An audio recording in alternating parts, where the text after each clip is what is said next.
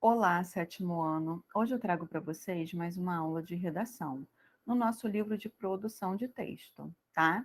Então, a nossa última atividade foi pesquisar um trabalho de Hércules e preencher o quadrinho da página 120, tá? Então, vamos à página 121. Onde eu tenho todo o resumo do gênero mito, tá? Os mitos são narrativas de caráter simbólico que buscam explicar a origem do mundo, de um fenômeno natural ou da humanidade e seus comportamentos. Além de personagens humanas, há seres sobrenaturais, como deuses e semideuses. As situações narradas acontecem em um tempo passado, bem distante anterior ao surgimento da humanidade, ou nos primórdios dela. O espaço costuma ser um ambiente sagrado e também sobrenatural, pois além dos deuses e semideuses, nele vivem ninfas, animais mitológicos, entre outros seres, tá? Ao longo dos tempos, os mitos foram divulgados pela tradição oral e posteriormente recolhidos e registrados por diferentes autores como forma de preservação dessa cultura. Aqui eu tenho todo o esqueminha, o público-alvo, todos os públicos, né?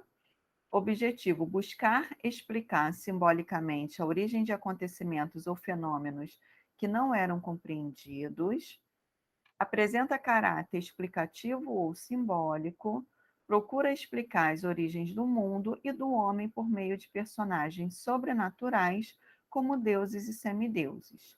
Apresenta os elementos da narrativa, situação inicial, tá? O conflito, o clímax e o desfecho. Aqui eu tenho a sugestão do filme Como Treinar Seu Dragão, né? O Soluço pertence a uma tribo, né? Os Vikings, e ele é muito medroso. Ele tem que dominar um dragão. Então ele acaba dominando o dragão, domando o dragão de outra forma, né? Através da inteligência, não usando a força como seu povo estava acostumado. Aqui eu tenho a sugestão no site, tá? Mitografias. Tem um conteúdo sobre mitos, lendas, folclores e fábulas. Nele você vai encontrar resenhas e indicações de livros e artigos a respeito desse assunto. Tudo isso é oferecido em diversos formatos, além de podcasts, o que facilita ainda mais a aprendizagem sobre o tema, tá? Agora nós vamos ver a respeito da coesão e da coerência, tá? A coesão, ela vai tornar o texto muito mais dinâmico, tá? É como eu ligo as frases, os parágrafos. Aqui, por exemplo, eu já vou adiantar que todas essas palavras destacadas são pronomes.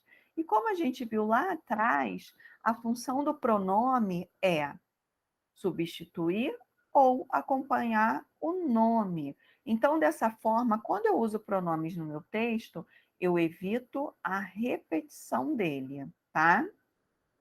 Lá está a casa da besta. Se ela tudo ouve e tudo adivinha, já deve saber que ando no seu encalço. Hércules falou consigo mesmo, sem diminuir os passos. À medida que avançava, procurava um ponto de boa visibilidade e, ao se aproximar do objetivo, colocou-se atrás de um arbusto e esperou por algum sinal da fera. Se o leão vive nessa caverna, logo dará o sinal. Ele, ou seja, o leão, pode ficar o tempo todo enfiado lá dentro. Recordou-se então do que o informante lhe dissera sobre as duas saídas, de maneira que o leão poderia sair pela outra, enquanto ele vigiava aquela. Pensou no assunto e concluiu que o melhor era permanecer ali mesmo, tá? Complete o quadro especificando a que elemento do texto cada um dos pronomes em destaque se refere, perdão. Ela se refere à besta, tá? Lê se refere a Hércules. Ele se refere a Leão e ele a Hércules, tá bom? Com que finalidade esses termos foram utilizados no texto? Eles foram utilizados para evitar a repetição dos nomes ditos anteriormente. Ó, se a gente voltar aqui um pouquinho no texto, ó. Ela, aqui, ó, se refere à besta, tá? Se o leão, ele está retomando aqui. E ele, no caso, está se referindo a ele, a Hércules, tá bom? Então vamos seguir. Leia um trecho sobre o mito de Hermes, um deus da mitologia grega. Assim que Hermes nasceu em uma caverna na Arcádia, sua mãe Maia foi acender um fogo para esquentar a água de seu primeiro banho. Enquanto Silene, sua ama, levava um cântaro para encher no rio mais próximo. Sendo um deus, em poucos minutos, Hermes já havia crescido até ficar do tamanho de um menino de 4 anos. Pulou do berço e saiu, pé ante pé, em busca de aventuras. Sem conseguir resistir à tentação, ele roubou um rebanho de vacas que pertencia a Apolo.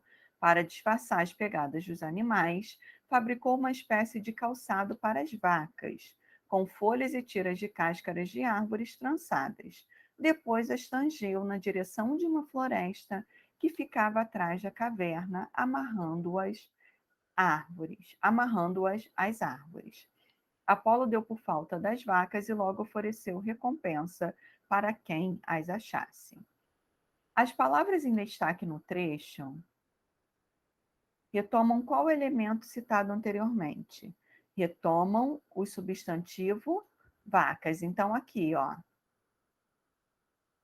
eu tenho aqui esse termo, esse e esse, tá? Todos eles estão se referindo ao termo vacas, tá? O autor também empregou um sinônimo para esse elemento. Que sinônimo é esse, né? Com que intenção o autor fez isso? Em vez de usar aqui vacas novamente, ele usou, ó, esse termo aqui, animais, tá? Então, ele usou o termo animais para evitar a repetição da palavra vacas e deixar o texto mais coeso, com mais coesão, tá? Leia agora o texto a seguir e complete as lacunas. Então, vamos lá. Em todos os templos da cidade de Tebas, os sacerdotes representantes do soberano cuidavam diariamente das estátuas dos deuses, como se fossem seres vivos.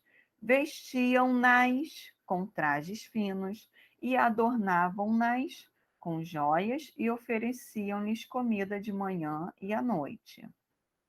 Ao longo do ano, o faraó e seus sacerdotes também realizavam festas em homenagem às divindades. Nessas ocasiões, o povo aclamava as procissões, entoava hinos e dançava para agradar os deuses. Na festa anual de Opet, mostrada junto aos obeliscos centrais do templo, as estátuas dos deuses Amon-Ra, de sua consorte Mut e de seu filho Cônsul, eram levadas desde Karnak até o templo de Luxor, onde ainda se vêem relevos retratando as cerimônias públicas, tá? Então, dessa forma, quando eu uso pronomes, eu ajudo na coesão do texto, tá? Agora, responda a tirinha a seguir, leia a tirinha e responda as questões. Eu gostaria de fazer uma pergunta à professora, mas receio que ela ache boba. Dizem que a única pergunta boba é aquela que você não faz. Professora, tudo bem se entregarmos o resumo do livro com 1 ano de atraso? Eles estavam errados. Por que a personagem Patti Pimentinha julgou que a professora achava boba sua pergunta? Porque a resposta negativa era óbvia, já que ela não queria entregar o trabalho proposto pela professora com 1 ano de atraso. Que argumento a personagem Marcia usou para incentivar sua amiga a fazer a pergunta? Ela fala que a única pergunta boba é aquela que a gente não faz, né? No quarto quadrinho, a palavra eles se referem a quem, ó? Esse eles aqui, ó. Quem estava errado? Quem falou isso aqui, né? Que a única pergunta boba é aquela que não se faz. Que informação implícita, ou seja, escondidinha, o leitor precisa inferir para compreender o sentido da tirinha como um todo? Ou seja, qual é a informação que o leitor precisa entender para que eu compreenda essa tirinha? O leitor precisa inferir que Paty Pimentinha, mesmo desconfiando de que sua pergunta seria absurda, ela pede a aprovação da amiga. No último quadrinho está implícita a informação de que a resposta da professora seria certamente negativa.